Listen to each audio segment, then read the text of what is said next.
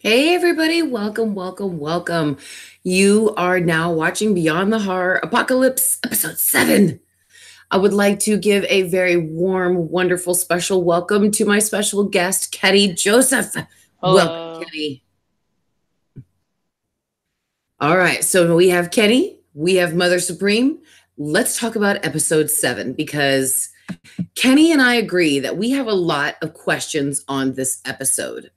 Now, this episode was written by Adam Penn and directed by Jennifer Lynch. Jennifer's directed a lot of episodes for American Horror Story, and I believe she has written a couple as well. Now, this episode kind of pissed off a lot of fans already because FX Plus did not upload the episode until about, for me, it was like 5 o'clock in the afternoon. So it took a little bit for people to watch it, and by the time it came out, people were just pretty upset about it. So sadly, this episode wasn't as great as before, but I still thought it was pretty good. The episode starts with Dinah. She explains that she is now the voodoo queen, taking over for Marie Laveau. Did you like their choice, Kenny, of voodoo queen? Yeah, I guess. I don't know. I feel like they should have. I don't know. You would have thought that they would have wondered, oh, what happened to her? It's just, oh no, she's dead. She's gone. Right? I love how you put that. Well, I love the spell that she did to help the woman whose husband had been cheating on her. They killed, I guess, the girl that he had been cheating on the wife with, and then they took her heart and put it in a blender. And It was a heart healthy smoothie. yes, oh my God. That's a perfect way to put it. A heart healthy smoothie. And then they forced the husband to drink it. That was badass. And so they also had, I guess the spell was to make him faithful to his wife from now on. But Dinah is really trying to drum up business. And I really understand with her going overboard and really wanting to drive her point home. So that way, she gets a lot more paying customers. Okay, so Cordelia comes to her and asks Dinah for help. And Dinah says to her, look, what help could I give the witch queen? And that's when Cordelia says that she wants a hot date with Papa Legba. Yeah, guys, she wants a rose from him, basically. So Dinah sets it up, and Cordelia asks Papa Legba to help her and the witches to defeat Michael. And he says, sure, he'll do it for all of the witches' souls, every single one of them. And of course, Delia turns him down, thank goodness. And would you have turned him down, or would you, Kenny, have subjected yourself and your entire coven to Papa Legba? I mean, I don't know. What's a few witches versus the whole world? I love that. See, you think about the greater good, Ketty. I love that. I don't know. I probably would have been like, nah, we'll figure something else out. That was one of my favorite parts is when Papa Legba said, come out, child, and Nan comes out from behind him. She was so fucking incredible. Nan was like, been a long time no see, bitch, to Cordelia. I mean, it was so like, Nan, she was such a sweet young character who was innocent, completely innocent. I know. Besides Ma Petite, Nan was so innocent. I mean, she killed the neighbor, but whatever. Well, but she deserved it because she Yeah. was her son, I mean, I think God would have been totally, solid with that one, Like this one time. No, I'm just kidding. But I thought I just loved her transformation from such a pure, innocent character to such a devilish one. And the way that her and Papa Legba like exchanged chuckles, that was just the best. I lived for Papa Legba and his Nan.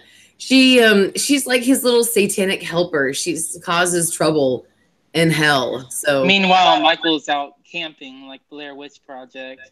right. Oh my God. Maybe he's camping at the Roanoke house. Maybe he's battling Scathach. That's what okay. So at the beginning of this episode, the warlocks, or excuse me, yeah, later we'll talk about the warlocks made mention that Michael went to go be in solitude in the woods. And that kind of struck me as odd. And I kind of thought the woods, Scathach, is maybe did he go just try to maybe, or excuse me, I'm letting my YouTubers influence me right now. My original thought was, did sexy Scathach lure him into the woods? And I kind of thought about making a parody, like a funny video about dressing myself up all dirty and scraggly and trying to be Scathach and try to seduce Michael into the woods. So I thought, okay, so I'd have they both ate hearts. So I thought I'd make a funny video about my Miss Two Meads, and then about me being Scathach trying to lure Michael into the woods. But so one of my watchers, hey, it's Rashad, said, what if Michael is battling Scathach? And I thought, oh my God, that's even better. Like they're having a Harry Potter Voldemort like fight out in the woods right now. Okay, did you realize also that whenever it was episode 5, when, like they did their little warlock protection thingy, that was on the same blood moon as Return to Roanoke? Like it was that same night, I guess. Wow, you know what? You're right. Because I guess a lot of this stuff is now interacting with the storyline of Roanoke since it goes back to 2015. And Roanoke takes place in 2015 and 16. Yeah, 15 and 16. Yes, it does. Not 17. 17 was Colt. So, yes. Wow. No, oh my God, we're going to have to go back, Kenny. That would be great for my theory. Because he is going to battle sexy Scathach. I thought that hey, it's Rashard was a much better idea. So I thought instead of doing a sexy Scathach seduction video, I would do a theory video about Michael and Scathach having this big battle out in the woods. So that theory video is going to be up for patrons soon, but it will be up for my regular subscribers maybe early next week. So, yeah, I have a ton of... Okay, also we do... Sorry, but we did hear that there's going to be, I guess, a sex scene with Michael and somebody. Like, I don't know. I mean, it didn't look like he was going to see Scathach in next week's promo, but, like, I don't know anymore with these promos. Because, like, okay, episode 7 promo was just, like, the first 10 minutes of it. Like, that was the promo. Yes, you're right.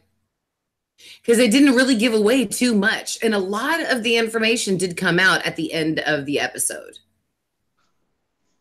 I hope we see Scathach. Because, like, didn't Ryan say that, like, verbatim that we were going to, like, get more of her? Like, we were going to see more of Scathach. Well, I mean, a lot of viewers have pointed out smartly that they don't need Lady Gaga to have Scathach because... Lady Gaga just played her in the reenactment, so they can technically use any Joan Collins that they want. No, I'm just kidding.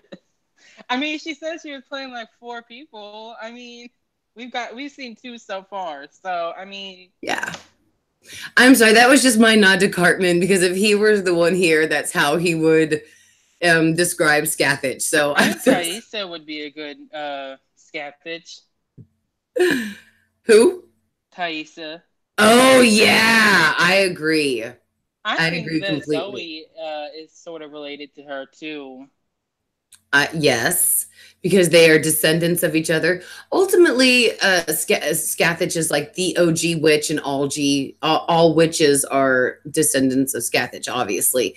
But I thought that Zoe was her direct bloodline. So Okay, and also in the episode where there were zombies on Halloween, like whatever spell Zoe did, like that was some straight up power. Remember, like be in your Marie nature. was like, "Oh, Yes. they got some straight up power over there." Like that was some Scathach shit. Yes. Yes. And that's what I used in some of the evidence for they're related to each other. Yes. Now, the next sequence in the episode is a replay of one of my favorite Tales from the Crypt episode. And it came from, obviously, I think a movie short from the early 70s. And I feel so silly Bubbles that McGee. it's been so long since I've seen it, so I had forgotten it. But I literally have all my Tales from the Crypt seasons over there on my uh, bookshelf, just easily to grab. So that's why I remembered it so easily. But she stars basically as herself in the same character. Her name, though, her stage name is Bubbles McGee. I love that. It's such a porn name.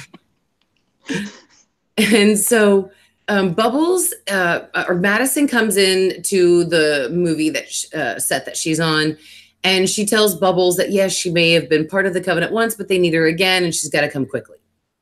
So through Myrtle, oh crud! I'm so sorry. Hang on one second. Mm-hmm.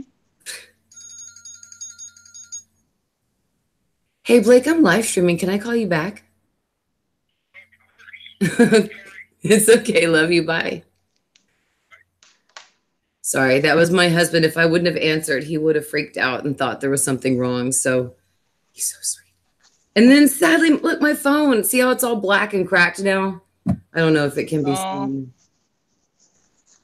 I don't know if it can be actually seen on there anymore, but yeah, it's all crazy blacked and cracked now, especially on this side. I gotta get it sadly replaced again. So I can't text anymore.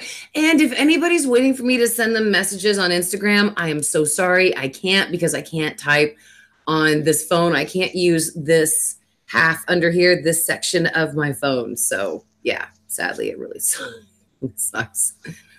So at a dinner with Myrtle, Madison, and Bubbles, we learn that Bubbles had the same power that Nan does as telekinesis, I guess. And I know I got it wrong in the video, so that's my bad, guys. And Myrtle basically wants Bubbles to attend a dinner with the Warlocks and herself and channel her inner, powers to get her inner Nan. Yeah, I described it as her inner Sookie Stackhouse. Her inner Edward Cullen. Yeah, right? Yes. Oh my God. No, it's literally been raining the past 2 weeks here, worse than if we were living in Washington. So I think I'm going to pull out the old Twilight DVD over there and maybe watch that later today and just kind of get back in my Twilight vibe or something since you've mentioned it. So I have to say that in this scene, this is when Myrtle wins the one-liner award of the episode when she says this about Bubbles. To this day, my mastery of the art of fellatio is unparalleled, thanks to the special teacher at the table. I loved that. Bubbles and I should sit down and drink and just be besties now. That's what I think. Bubbles, after hearing, come on, if she taught Myrtle how to give the best head in the world, I want to sit next to this woman and I want to be her best friend. So I don't know about you guys, but yeah. So can I mention something like this? Is a bit like bugging me. Okay. What? No shade to Cheyenne Jackson, like he is a part of the season, but okay, why not just have Cheyenne as a guest, and then why not add Frances to the title sequence? Like she's been in it more than he has. Seriously, and her eye makeup is much better than his. I mean, I don't know who the fuck has been doing Cheyenne's makeup, but they need to stop with the eyeliner like way underneath his eyelid at the bottom. It makes his eyes like very creepy, ghost-like. It's just odd. And it doesn't bring out how hot he truly looks. So just in case the makeup people are listening, stop putting it way too far underneath the eye. It just looks off. I would have thought that. So let's talk about our favorite girl, Coco, and her new power of determining how many calories are in food. I loved that. Jenny Craig. She's like a walking and talking Jenny Craig. Seriously, Kenny, I agree. And I loved that sequence when all of the girls are like, shut up. And then they get something else and put it in front of her. And she's like, does her eye thing, 362 grams of fat, or calories. And they're like, oh my God, chocolate bran muffin, 362 calories. It was just hilarious. And all this freaking food soon enough is spread out in front of them because they're trying to find out if it's really true. I thought that was hilarious.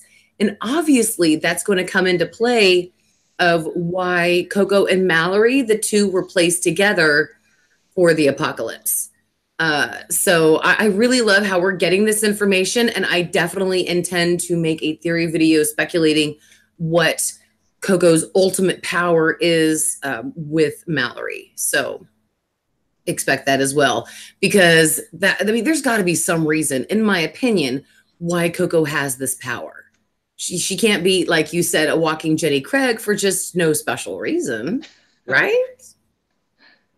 I mean, I do, though. I need Coco in my life. Okay, can I mention also, when the scene of Bubbles McGee, or whatever her name is, doing the, the little cool tales from they had that guy, a Santa Claus killer who escaped an asylum. Was that referring to what's his face from season 2? I think his name was Lee. Yeah. Was that a asylum thing? I think to me, it felt like a throwback more to the Tales from the Crypt episode than it did the asylum. However, in the actual radio announcements, the asylum was not Briarcliff. It was another manor that started with a B. But I did take note of that. It was definitely not Briarcliff. So if they really wanted to throw it back to asylum, they would say Briarcliff as far as I was concerned. Right. So it did, to me, have a touch of asylum in it. But to me, it was more the Tales from the Crypt episode and the homage to Joan and her past characters. But I could be wrong, obviously. So let's... we did talk about Cordelia did not get the rose from Papa Legba. And, here we go. When Coco chokes on a snowball, Mallory literally uses her fucking finger to just surgically open Coco's neck. Use her little finger to just pull out the snowball and just sews her back up. She went all Grey's Anatomy on us. Seriously. And Ryan Murphy owes me a fucking $1 million because I answered on Instagram, that looks like Leslie Grossman, of that image that they posted where the thing was cut off and it was just this of a person. It was like a wax part of a person built. And Ryan was like, $1 million to the person who guesses this. And I was like, that looks like Leslie Grossman. Yeah, I was right. You owe me $1 million, Ryan Murphy. Pay up, Ryan. Well, tell you what. And so to avoid the money, just punch me in the face and give me a job as a writer on the show. I'll take that. Hashtag MaryGirl Moody season 9. Hell yeah. Hashtag MaryGirl Moody season 9. That would be absolute, or AHS season 9. Yeah. MaryGirl Moody, AHS season 9. That's a long hashtag, but I think we can make it work. So let's see. I thought that was an awesome scene when Is Ryan Murphy still stalking you? Yes, because I have been diagnosed with celiac disease. I shit you not. Last week I had blood work done, and it came back on last Friday that I was diagnosed with celiac disease. I shit you not, I am allergic to gluten. Oh no. I shit you not. And I So have been you sick. need your own cocoa. I am sick. I've been sick for a long time too, especially with my stomach, and I had no idea what it was. And so my doctor thought, well, maybe we should test you for celiac disease. And I thought, well, so I asked her, what is that? And she said, gluten. I laughed. I nearly peed in her doctor's office because that was last Thursday that I went to see her.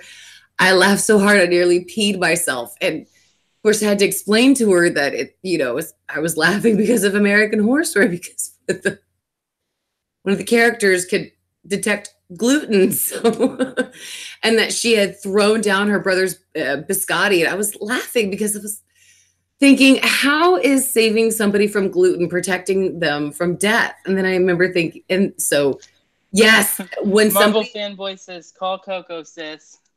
yeah, right. But yes, if you are truly allergic to gluten and you eat it, it will make you feel like you are burning alive in fucking hell. It is very painful. It is extraordinarily painful. So I'm sitting here, in my review going off about, oh, how is that life saving? Then the next week I'm diagnosed with it. Yeah, Ryan Murphy is definitely stalking me because they were checking me for this shit even last year. He's got part of my medical chart. I'm telling you. New He's theory gone video. straight into me. So Zoe comes to the conclusion after the whole thing where Mallory helps Coco that most of us has basically reached, that Cordelia is fading because Mallory is the next Supreme. And at the Warlock School, Myrtle and Bubbles, they have a hilarious dinner date with Ariel and Baldwin. It is hilarious. I love how Ariel and Baldwin are in their head like, oh, I hate this bitch, to Myrtle. And I mean, it was just hilarious to hear their inner thoughts when you see that they're having a very joyful, happy, dinner. And you would not expect that the warlocks inside their heads are like, I hate these bitches. I cannot wait to see the looks on their faces as they're dying from the poison that I forcefully shoved down their throat and things like that. I thought it was just very two-faced and hilarious. But so Bubbles gets from the dinner that they killed John Henry and that they're planning to kill all of the witches, obviously. Now, back at Miss Robichaux's Academy, this is where all of the witches and Behold are sitting down at the dinner. That's the picture that's been released online through Ryan Murphy's Instagram and stuff. And they're all kind of celebrating because it might be the last time that they're all really together. And I'm sorry, I feel like I have something in my eye. Mallory feels sad because her rise means Cordelia's demise. And Cordelia's trying to tell her, look, it's all right. Well, we're just going to move past it. Everything's going to be fine. And in this story, though, guys, is when Cordelia takes us all back to 2 years before the apocalypse, before she's sitting down with everybody. And she tells us the story of how she conjured Myrtle and brought her back. Which I got to admit, Kenny, are you getting a little confused on some of the storylines at this time? The time is just jumping backwards and forwards so fast. You have no Yeah, idea. it said 2 years before what did it say? The apocalypse or whatever. Like, okay, I thought we were already 2 years before. So, huh? So I are was we like, 4 years now at the time of Myrtle? And I mean, yeah, because Cordelia had to have met Michael and known at that point that he was the Antichrist, but they only met him like 3 years before the apocalypse. But didn't Cordelia meet Michael with Myrtle in Zoe? Right, she was already brought back at the time, so it's like my mind just wants to explode. It feels like maybe it was like Cordelia had a vision or something. I mean, like I don't know. I feel like my brain just wants to get up out of my head and say, fuck you, bitch, and get up and move into somebody else's mind because it's so I thought complex. They had the flashbacks, like when they started the flashbacks, we were 3 years before the bomb. Right. which was 2016. So I'm like, okay, well, if Myrtle was clearly with Cordelia 3 years before the bomb, so how does she resurrect? Like, did she burn her a third time? And we don't, like, what? I mean, is she just a burden kind of a bitch? I mean, I don't get it. I mean, maybe Myrtle choked on a snowball too. I don't know.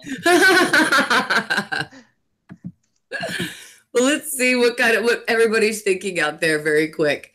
Marble Fanboy says, I love how the whole episode exists. Cora B says that dinner date was worth the episode. Diana says, just eat that ice cream, do a little bit more exercise later that day. Oh, I guess she's talking to somebody else. What's up, DC? Cora says Cordelia will bow out with grace. And Cora says also that we were 3 years before.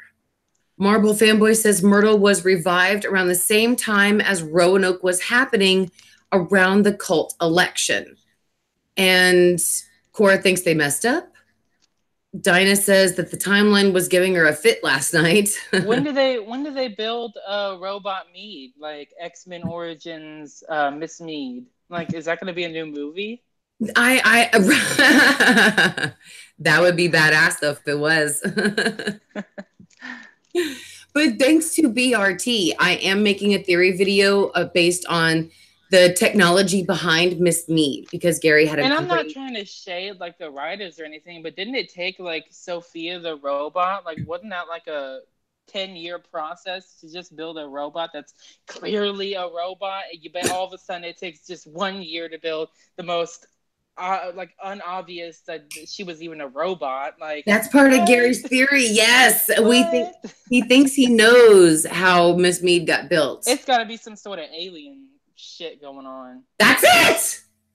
Kenny, you're brilliant. You and Gary, that's it. That's what his idea was. So I am definitely making a video on that. Yes. Now, let's see. So we got to what? By the way, when the fuck did Myrtle switch to a vape? She was always a smoker, and I don't understand why she switched to a vape. Well, she probably has still gasoline in her throat from when they lit her on fire, so she doesn't really want to go back to cigarettes. All that burning in hell kind of left her throat something to be desired. Absolutely. Well, the witches all get together after the dinner, and they go to the gas station and resurrect John Henry, and he tells them that he was killed by a woman and not a warlock, which that brings them to deduce Miss Mead. So later, Cordelia goes to Coco and asks her to take out Miss Mead, who at this point is considered the traitor.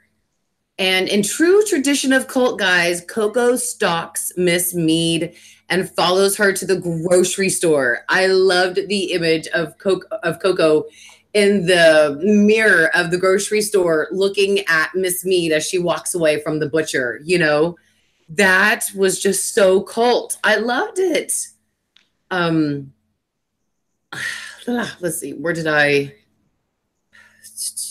So Miss Mead, when Coco comes and confronts Miss Mead thinks that she's got the jump on our girl Coco, but surprise, bitch, the Matrix twins are back and they kidnap Miss Mead because Coco was just a decoy to distract her from the twins. I think they kind of knew Coco would fail. What, Kenny? I think they kind of knew that Coco would fail. That's why they brought those twins. Well, and Coco kind of said herself to Cordelia that she's just basically a Jenny Craig calorie counter. You know, why would Coco come ask her for help when she couldn't even do anything?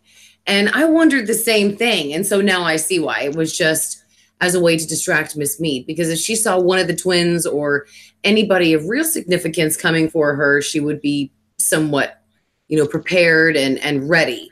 But someone like Coco, someone she would think, oh, I don't have to worry about that little skinny blonde girl. I can just, you know, take her home and boil her. So yeah, I thought it was a really pretty good little decoy. So Aro and Baldwin are planning to poison the witches, but it's so hilarious when the witches show up right in the middle of when they're discussing and chuckling about their plan. and they fucking throw their lame ass plan under the bus of how they were going to murder the witches. And so when Aro also tells Cordelia that her powers are fading, she straight up takes his mouth off of his face and so it can seal his mouth shut. I love that. Would you sell your soul to Papa Legba for that power, Kenny? Yes. Because I know I mean, I would definitely if it was like, okay, their mouth and their keyboards. I think I'm also going to make that a poll. Well, not a poll question, but an answer one of what would you sell your soul to Papa Legba in exchange for? So I'm probably going to do that one on my Twitter as well. So I'm going to have a lot of great questions coming up on my Twitter, guys, at MaryGirl Moody, if you want to go there later and check some of them out. So I'll have them posted for this week. So that way next Beyond the Horror, I can also give results and we can kind of talk more about them as well as discuss them on the weekly Wednesday live stream. So the warlocks, or excuse me, so Michael is not around basically when Cordelia and her coven burn Arrow.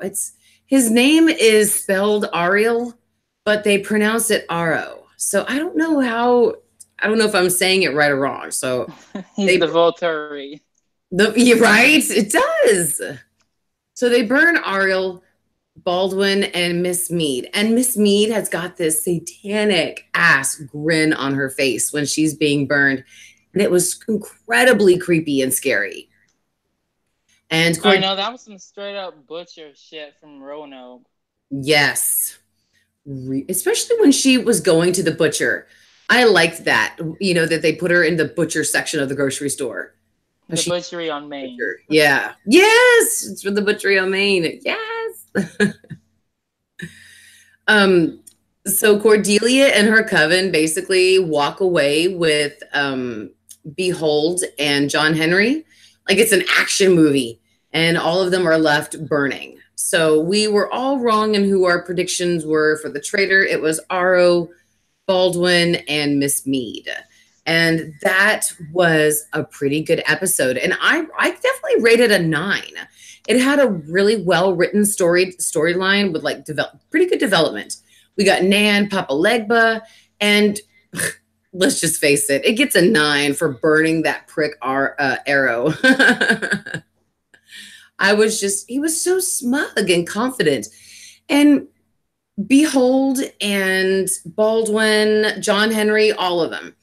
At some point, there came a time where they realized that Michael was more than just your average warlock and supreme.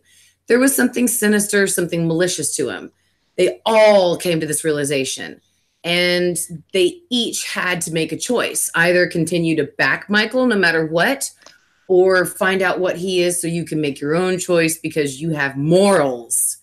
And those who chose to have morals are on the side of the witches, and those who didn't and stuck with Michael were the ones who got burned. So does anyone think, though, that Michael was there watching Cordelia and her coven burn those 3 people? Do you think so, Kenny? Yeah, because next week we see him there, right? Like was he? I think that was the same spot, I guess. And I don't know if they'll go, but I thought maybe they had that picture of Cody, Fern, and Sarah, like it was like maybe an hour later because they were all burnt to whatever, crisp. So I mean. See, I thought maybe she would take him back at one point, obviously, but I didn't know if maybe he would be there watching. Of course, then again, if he was, maybe he probably would have stopped the whole thing. What is the significance of Timothy and what's her face? Like, Timothy and Emily? I know! That was never answered, and I'm still so pissed about that. And guys, I would like to take a quick moment to give a huge lots of love to my patrons. During the finale of Beyond the Horror, of American Horror Story Apocalypse, I'm going to do a pre-finale show and, of course, Beyond the Horror Apocalypse. So during both of those episodes, I'm going to be giving away a bunch of prizes, and it is my patrons. It is their love and generosity that pays for those prizes that I give away. So I would love to give a special shout out to Alicia, Mia, and baby Jalen George, No Tell Hotel, Michael Mullins Wright, Jeremy Oren, Vic and Stark, Scoot Scoot, Kenny Joseph, Shay Sultan, Joseph Anthony, Don Ford, X Misa, Jill Post, Maureen Healy, Luke Reese, Irish Melly, Ray Myers, Leah Bashford, Rez Ramirez, John Morgan, Connor Thane, Cody Spencer, Suki Fawn, Shane, Mike Gedney, and Debbie Ebby Babebby. And to be a patron and earn tons of rewards for just $1, click on the link in the description that is hopefully there now.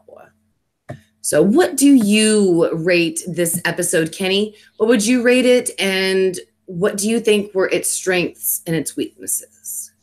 8.5. Okay.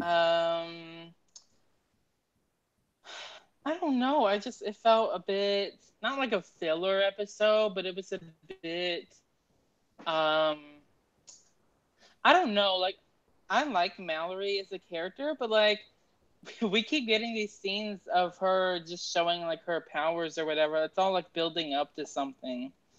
Like, I don't know. I like how they showed voodoo again. Yeah. I don't know. I mean, I'm not saying it was a filler episode, but it was definitely not, I mean, granted, I'm probably just saying this because the episode before was the Return to Murder House, so I probably still have high expectations. But where the fuck is Kyle? Yeah. Evan Peters tweeted that Kyle is coming back, and then he deleted it. So I thought, well, we all thought he released a spoiler accidentally, but maybe he released it and thought, oh, no, shit, I put the wrong person. They don't even have to bring him back. Like, I just want to know, like, did him and Zoe get a divorce? Did they, like, whatever happened? Did he leave? Did they burn him for killing Madison? Which they knew he killed Madison. They didn't give a shit, though. Yeah, did they have a threesome again once Madison came back to life, Yeah, like, they could have, like, we don't even need to see him at this point. Although I don't know. I don't want to sound bitchy, but, like, why would they introduce a new Evan character as opposed to just showing Kyle? Like, and it seems that Mallory is filling in for the role of Kyle now. They don't have a Spalding anymore. They don't have Kyle, but Mallory's the one who's taking people to their rooms and kind of, letting people in and doing the things that Kyle or Spalding would be doing. So I think they probably, most likely with Spalding, they probably just released his spirit so that way that upstairs could be more, room. Because, okay, if I'm not the only one who noticed this, but they completely renovated like the downstairs. Like like their staircase is completely different. Yeah. Like they added a room. I guess they have so many witches there now that they need all the space they can get. See, I think that they did that because they couldn't go and film anymore at Miss Robichaux's actual academy. So the exterior shots are from a previous season, from season 3. And then the interior is just from sets that they've made. Yeah, because we never seen anybody like outside on the steps or anything. Yeah, that makes sense. Yeah. And Murder House was such a big episode. I'm sure they wanted a smaller episode to kind of help bring the fans down from the excitement of Murder House, sort of like a way to cleanse the palate and get them ready for the final 3 episodes. Okay, I have something. It might be a bit confusing, but I did post it on Facebook. Mm-hmm. Do you think they're going to do this time traveling to, I guess, prevent the murder house or prevent Michael or kill him or whatever? Because obviously Hotel is still a thing in 2022 and Scarlett's going off to college and, whatever, Devil's Night, this and that. I was like, okay, I think that's going to happen. But then I said, hold on. That can't happen. Like, they can't prevent, because the theory was, they're going to prevent the Harmons from ever moving in to the house. And I said, well, no, that can't happen. It's going to end up either being, they just kill Michael at some point, like when he's a child or something, but they can't prevent the Harmons are moving in, because in 501, this is, I guess, it's really small to other people, but to me, it's like, no, this is big. In 501, Marcy says, oh, I just had to put my dog Hallie down. I got her from basically, unfortunate circumstances. That means season 1 did happen. The Harmons did die. So that basically... Oh, damn, Kenny. So it's like, we can't go back and, prevent the Harmons from moving in, but we can't just not go back in time because hotel is still a thing in 2022. Sure. So I don't know how they're going to do that, but I'm like, no, that can't happen because And I mean, I don't care if this little kid in front of me is going to grow up to be Adolf Hitler. How can you kill a child? Literally. I mean, it wouldn't matter who this kid grows up to be. I mean, and I'm not saying like, oh my God, no abortion. No, nothing like that. But when this kid is out and it's walking around and it's cute, even though it might have just killed a bunch of people, how can you kill a kid?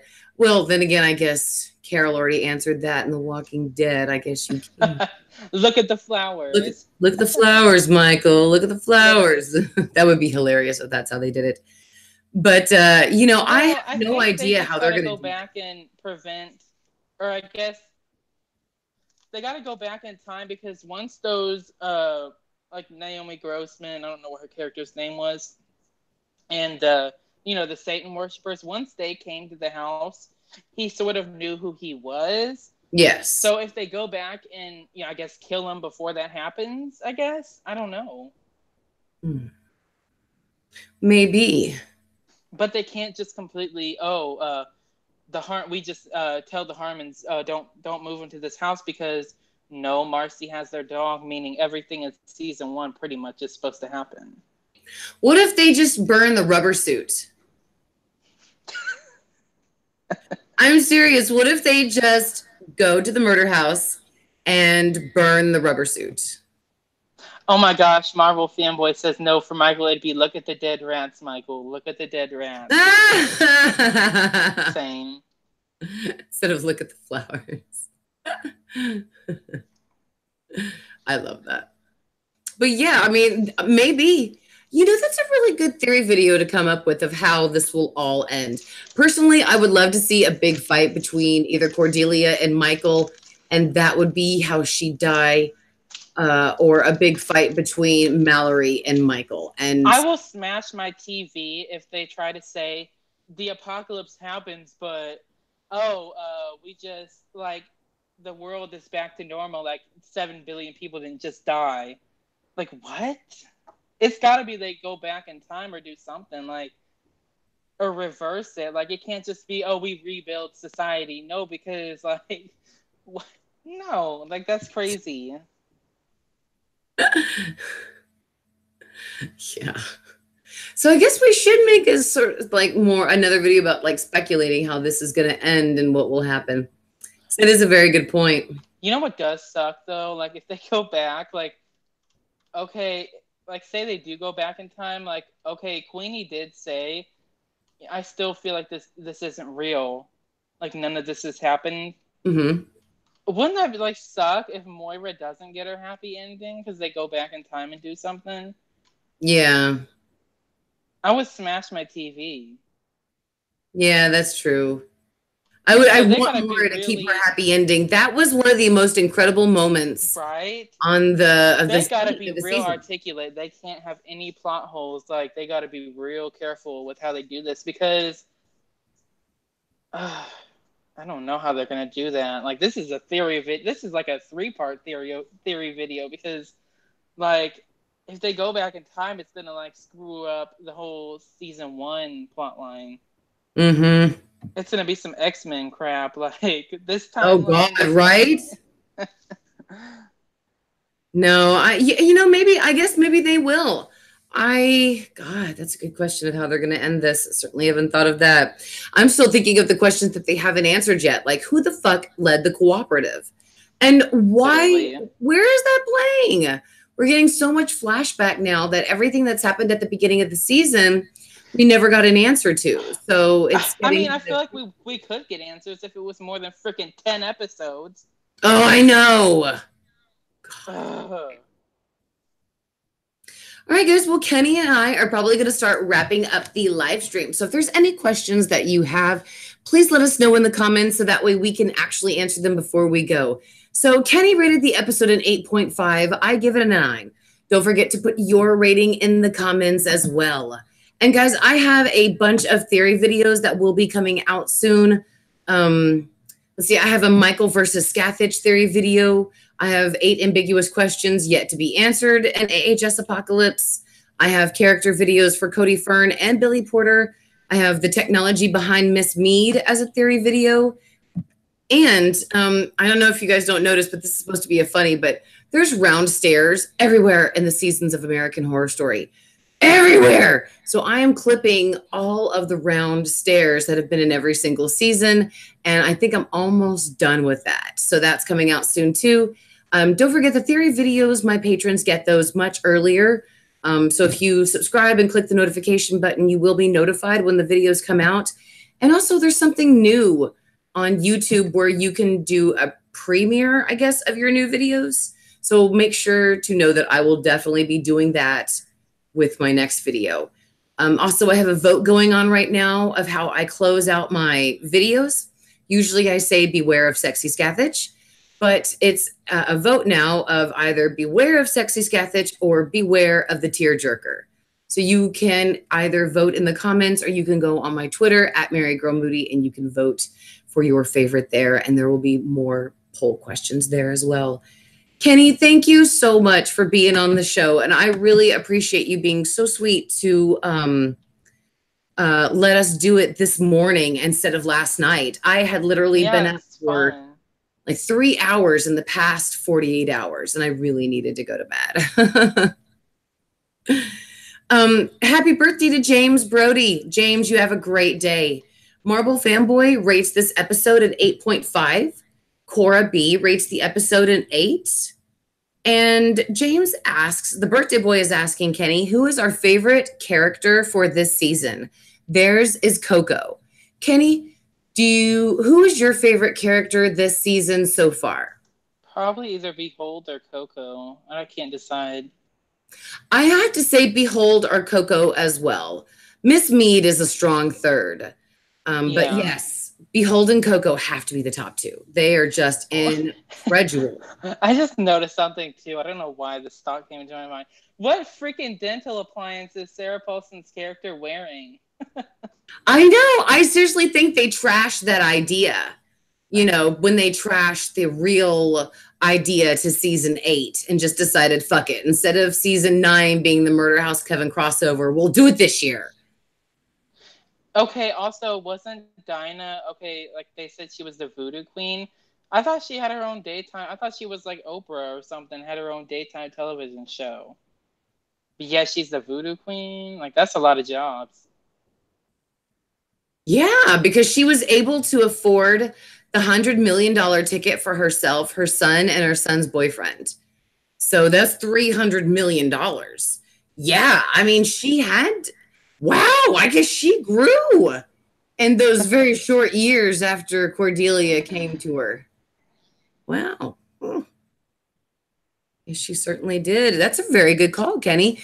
Damn, Kenny. You are literally an American Horror Story genius. An aficionado.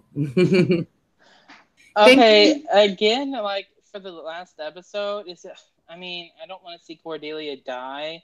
I don't think anybody does, but yeah, I feel like she's gonna like do some sort of, Mojo Jojo. Oh, I'm gonna sacrifice myself for the greater good, so that way Mallory like unlocks her supreme power. She's probably gonna pull a Fiona and make Mallory slit her throat. Yeah, that would be awesome. All right, everybody. Well, we are going to go on ahead and end the show. I have my weekly Wednesday live stream coming up. I know it's on Thursday, but I'm doing it on this day to avoid the spoilers that could get to you on Wednesday. So that's coming up. And then I have a patron only live stream today as well as my patrons and I on Friday or Saturday. we're going to be watching through some YouTube funnies and just kind of talking through some stuff with each other and just like having some good fun, watching fun videos on YouTube. So patrons, get ready for that. Thank you so much to everybody who subscribes, who thumbs up, thumbs down, all that stuff. It all makes my channel much better. And thank you especially to Kenny for being on the show. Kenny, again, you are a freaking genius. Yeah, thank you. I have so much fun doing this. I'm glad.